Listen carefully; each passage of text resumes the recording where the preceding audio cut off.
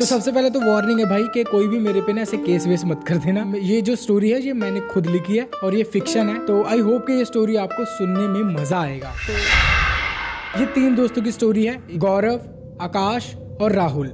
ये तीनों के तीनों कॉलेज में पढ़ा करते थे और इनके घर की हालत ठीक नहीं थी, तो इन तीनों को लगा कि भाई अब ऐसे तो गुजारा नहीं होने वाला, तो हमें कुछ ना कुछ करना पड़ेगा। तो इन तीनों ने सोचा कि क्यों ना किसी हॉस्पिटल में एज ए सिक्योरिटी गार्ड की कहीं जॉब मिल जाए।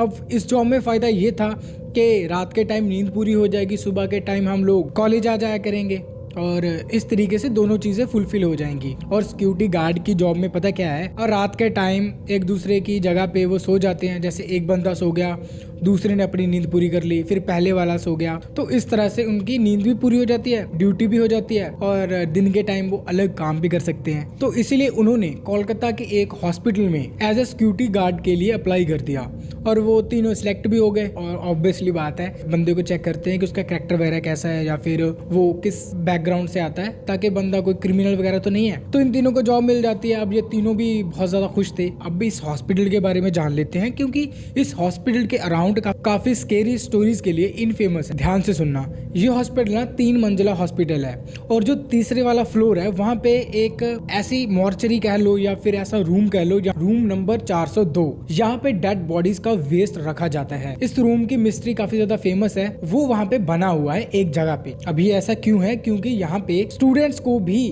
पढ़ाया जाता है, क्योंकि ये एक हॉस्पिटल के साथ साथ एक कॉलेज है, बहुत बड़ा कॉलेज है। इसी कॉलेज में अलग से एक हॉस्पिटल भी है जहाँ पे यही लोग प्रैक्टिस भी करते हैं, फिर आगे ये स्टडी भी कंटिन्यू करते हैं। तो ये सब कुछ चलता है। और जैसे मुन्ना भाई MBBS में होता है कि बॉडीज को कट करके दिखाया जाता है, उनका पोस्टमार्टम कैसे करना है। एंड ऑब्वियसली जब उनपे इस तरह का एक्सपेरिमेंट किया जाएगा तो उनका वेस्ट भी कहीं ना कहीं रखना ही होगा। तो इसीलिए 3rd फ्लोर पे एक ऐसा रूम बनाया गया है, यहाँ पे उन सभी डेड बॉडीज का वेस्ट रखा जाता है। और जिस जगह पे रखा जाता है वो जगह पे एक ट्रांसपेरेंट मिरर लगा हुआ है, आप आर पार उसके देख सकते हो कि अंदर क्या चीज रखी गई है। और उस सब रूम के अराउंड भी काफी सारी स्टोरीज हैं कि लाइक कोई भी इंसान अगर वहाँ पे अकेला जाता है या फिर वहाँ पे जाके कोई गलत हरकत करता है, लाइक उनका मजाक उड़ाता है या फिर कुछ अजीब चीजें करता है, तो उनके साथ काफी स्केरी चीजें होना शुरू हो जाती है। इसीलिए काफी सारे लोग तो वहाँ पे डरते जाते ही नहीं है, और जो भी जाता है वो अपने साथ 2 से 3 बंदों को लेके जाता है वहाँ पे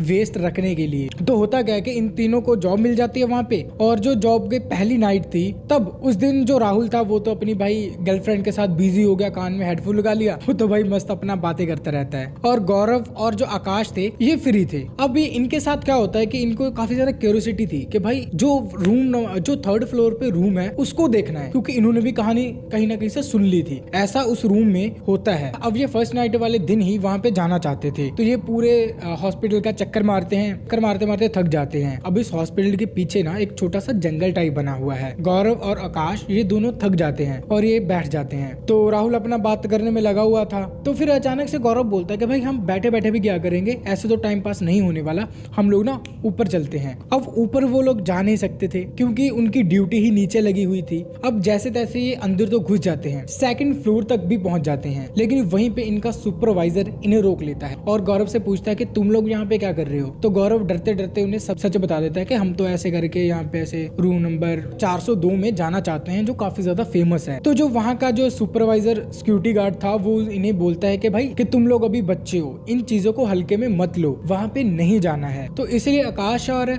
गौरव को वो सुपरवाइजर रोक देता है और इस रूम के रिलेटेड जितनी भी कहानियां थी वो सब इन्हें सच सच बता देता है और आगे से भी यहाँ पे जाने के लिए मना करता है। तो ये दोनों जैसे तैसे वहाँ से निकल आते हैं और अपनी पहली नाइट पूरी करते हैं। और ऐसे ही करते करते इन्हें तकरीबन महीना हो जाता है। और जब इनकी सैलरी आने वाली थी तो ये तीनों क्या डिसाइड करते हैं, अब 1 महीना हो चुका था और इनकी सैलरी भी आने वाली थी, तो ये लोग डिसाइड करते हैं कि अब तो हमें 402 नंबर कमरे में जाना ही है, कुछ भी हो जाए। तो इन तीनों की ड्यूटी थी रात के टाइम, तो फिर से वही चीजें होती हैं। राहुल जो था वो अपनी गर्लफ्रेंड के साथ बिजी हो जाता है हेडफोन लगा के और चक्कर मारना शुरू कर देता है। अब बचे गौरव और आकाश, ये दोनों के पास कोई गर्लफ्रेंड नहीं थी भाई। ये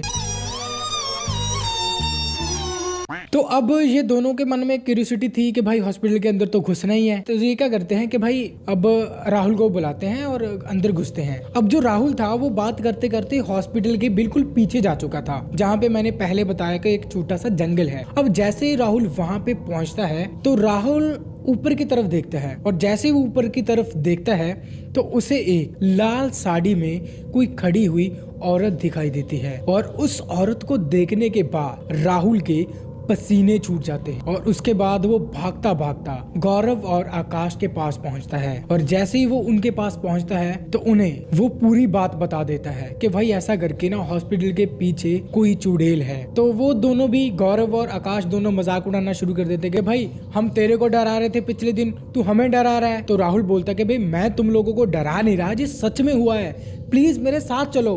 गौरव और आकाश बोलते हैं कि भाई नहीं, कल सुबह देखेंगे, हम तेरे साथ नहीं आने वाले भाई, चुपचाप घर पे चलते हैं, सोते हैं भाई, कल हमारा एग्जाम भी है। अब सुबह होती है। अब सुबह होते ही जो राहुल था वो गौरव के घर पे आ जाता है। गौरव के घर पे आने के बाद उसको सारी चीजें बता देता है। तो इसके बाद गौरव आकाश को कॉल लगाता है कि भाई ऐसे करके ये बात हो गई है, आज तो हम लोग ना सुबह हॉस्पिटल में चलते हैं और फिर देखते हैं कि वहाँ पे एक्चुअल में था क्या। तो ये तीनों अपने घर से निकलते हैं बाइक उठा के, तीनों भाई बाइक पे ट्रिपलिंग करते हुए। तो ये हॉस्पिटल में पहुंचते हैं। हॉस्पिटल में पहुंचने के बाद अब इनकी ड्यूटी तो नाइट को थी, तो ये पहुंचते हैं और उस हॉस्पिटल के बिल्कुल पीछे चले जाते हैं। अब जैसे मैंने बताया कि हॉस्पिटल के पीछे एक छोटा सा जंगल है, तो वहाँ पे काफी सारे पेड़ हैं। गौरव और आकाश उस पेड़ को देखते हैं जहाँ पे उसे एक भूतनी दिखाई दी थी, तो वो लोग हंसना शुरू कर देते हैं, क्योंकि भाई वहाँ पे कोई भूत नहीं बल्कि किसी की लाल कलर की धोती अटकी हुई थी। तो इसके बाद गौरव और आकाश हंसना शुरू कर देते हैं भाई कि भाई तू क्या बातें कर रहा है, यहाँ पे तो किसी की धोती टंगी हुई है और तेरे को वही धोती चुड़ैल नजर आ रही है भाई रात को, तो कम फूका कर। तो इसके बाद भाई ये चीजें होती हैं।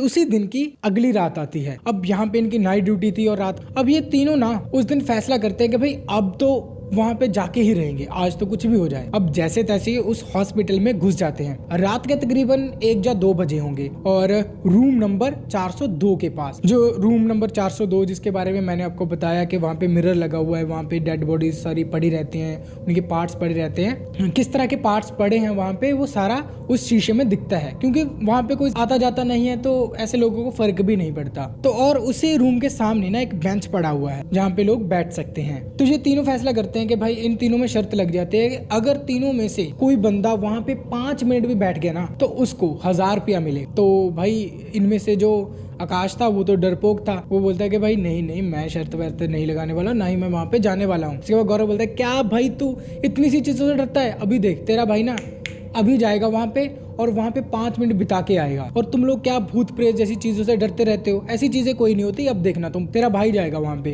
अब गौरव जैसे तैसे वहां पे चला जाता है। अब वहां पे जो बैठता है, बैठने के सिर्फ 1 मिनट के बाद जब वो अपनी राइट साइड देखता है तो उसकी आंखें फटी की फटी रह जाती हैं, क्योंकि उसकी राइट साइड पे जो मिरर लगा हुआ था उस रूम का, वहां से एक कटा हुआ सर उसकी तरफ देख रहा था और कांस्टेंट देख रहा था। इसके बाद गौरव के पसीने छूट जाते हैं और आकाश और राहुल जो उसको दूर से देख रहे थे वो भी उसके हाव भाव देखकर समझ जाते हैं कि वहां पे कुछ तो गड़बड़ है। ये तीनों इस तरह से खड़े थे कि इनके शरीर से मानो खून किसी ने चूस लिया हो। जैसे तैसे गौरव डरता हुआ इनके पास आता है और चुपचाप अपनी ड्यूटी पूरी करते हैं और सुबह सीधा गौरव, राहुल और आकाश तीनों गौरव के घर पे जाते हैं और एक साथ एक ही कमरे में सो जाते हैं। और जब वो सुबह उठते हैं तो उनको पता चलता है कि रात को उन्होंने कितनी बड़ी गलती कर दी है, और खासकर गौरव ने। इसके बाद गौरव काफी ज्यादा डरता और इसके बाद आकाश और राहुल तो